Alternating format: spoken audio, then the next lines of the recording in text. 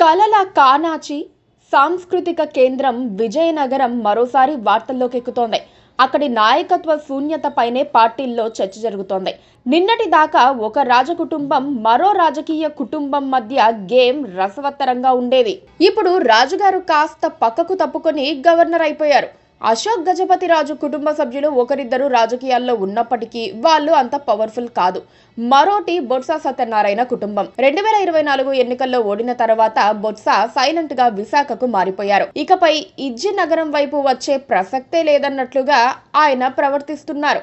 ఈ క్రమంలో విజయనగరం జిల్లాలో రాజకీయాలను నడిపేదెవరన్న ప్రశ్న అందరినీ వేధిస్తోంది. ముఖ్యంగా అధికార కూటమికి నాయకత్వం వహించే టీడీపీని జెండా పట్టి నడిపించేదెవరన్న అనుమానాలను నివృత్తి చేయాల్సిన అవసరం ఉంది. అందుకు త్వరలోనే సమాధానం లభిస్తుందని కూడా ఎదురు చూస్తున్నారు. విజయనగరం జిల్లాలోని టీడీపీ పగ్గాలు సరైన నేతకు అప్పజెప్పాల్సిన అనివార్యతను అందరూ గుర్తించారు.